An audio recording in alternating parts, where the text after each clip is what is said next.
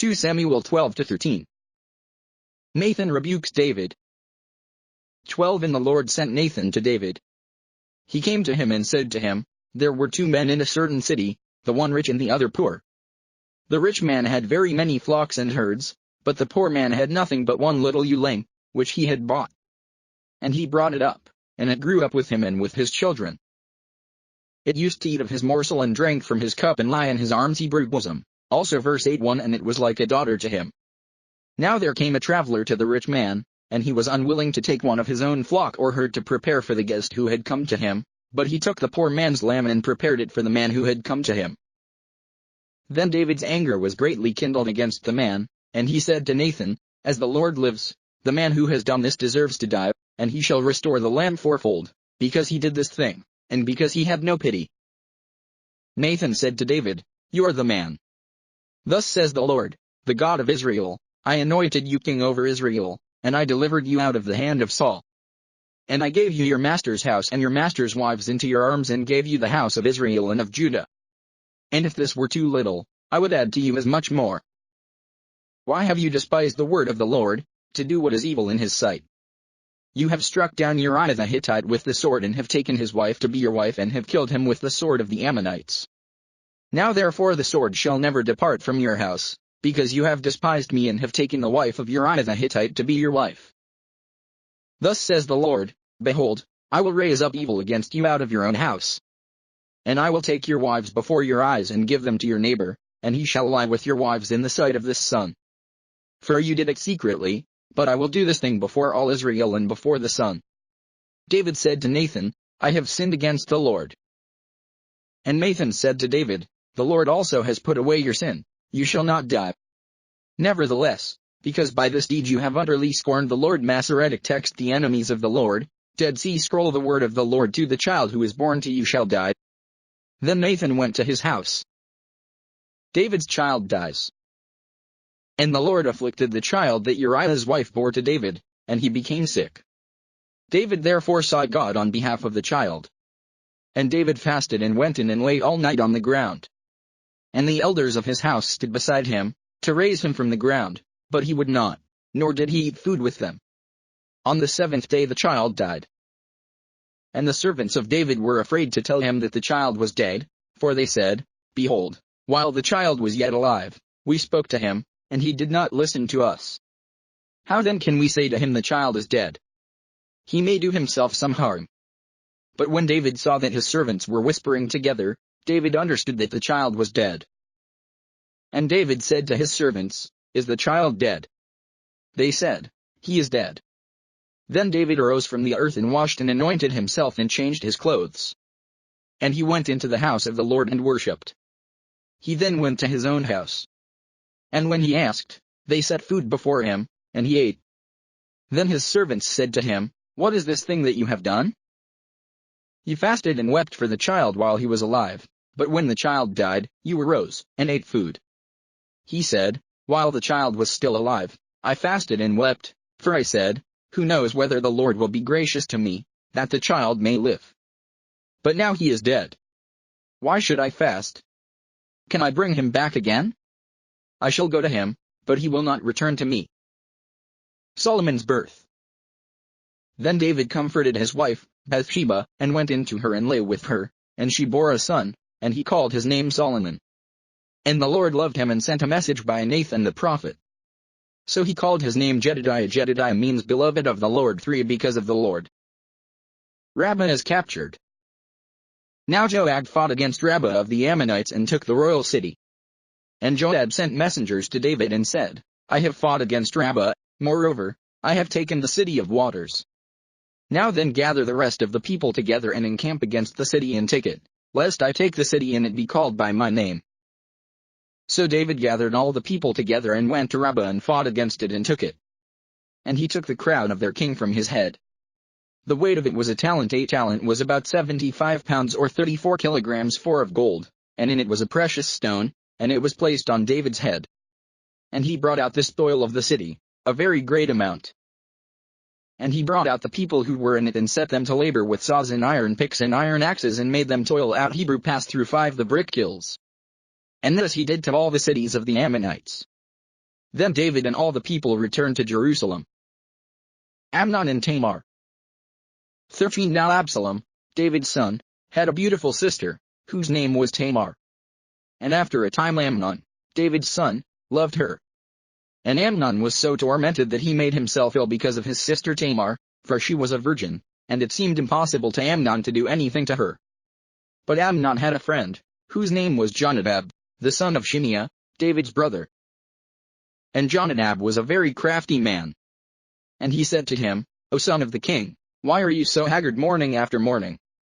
Will you not tell me? Amnon said to him, I love Tamar, my brother Absalom's sister.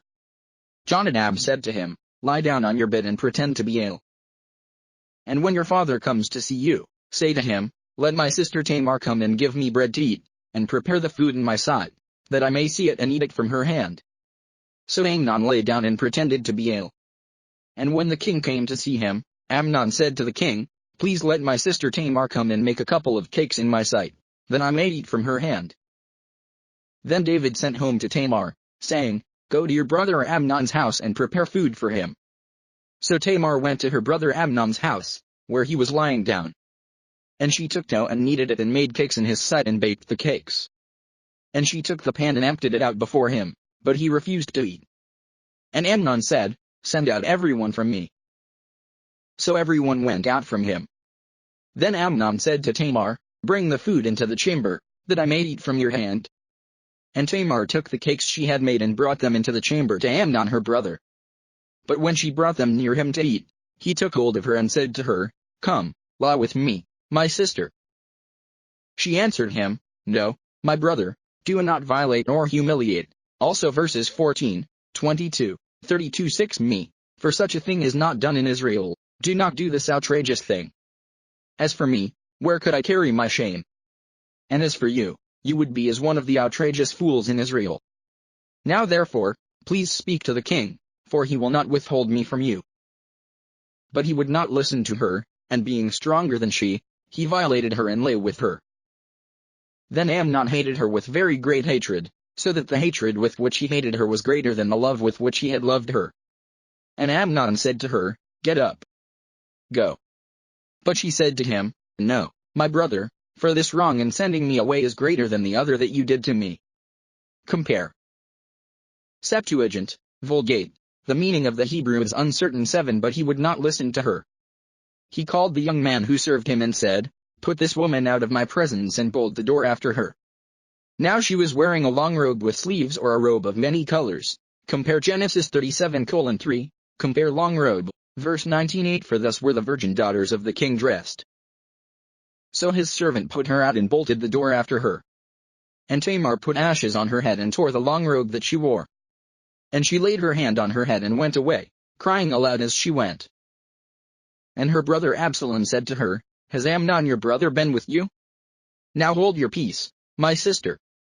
He is your brother, do not take this to heart. So Tamar lived, a desolate woman, in her brother Absalom's house.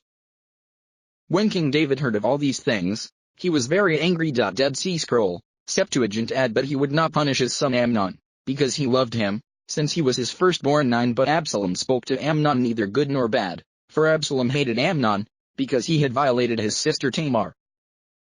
Absalom murders Amnon.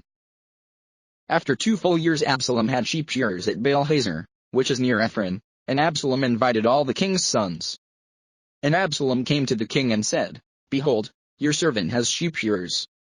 Please let the king and his servants go with your servant. But the king said to Absalom, No, my son, let us not all go, lest we be burdensome to you. He pressed him, but he would not go but gave him his blessing.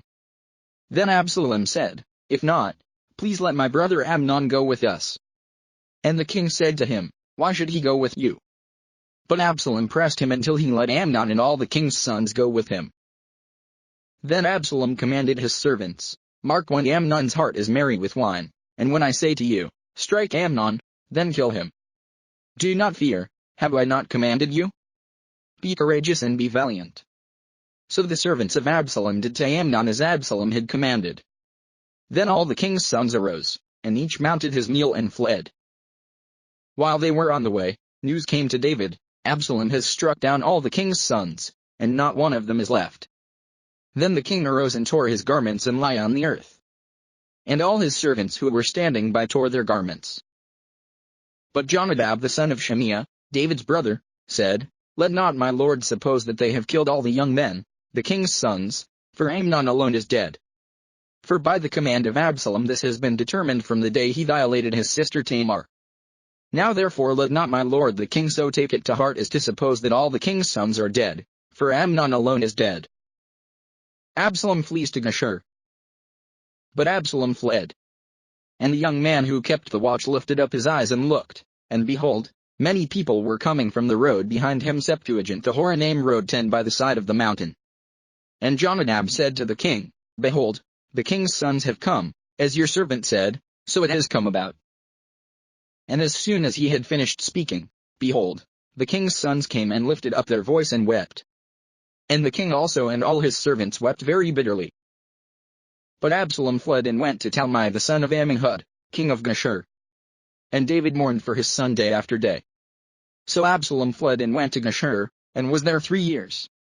And the spirit of the king Dead Sea Scroll, Septuagint, Hebrew David 11 longed to go out, compare Vulgate ceased to go out 12 to Absalom, because he was comforted about Amnon, since he was dead.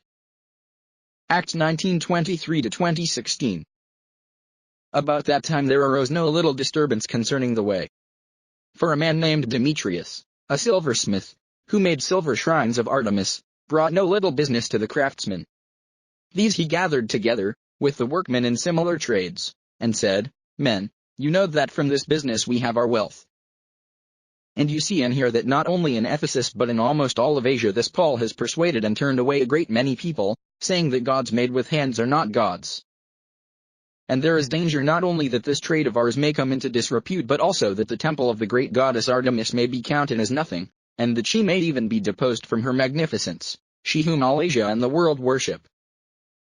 When they heard this they were enraged and were crying out, "Great is Artemis of the Ephesians!"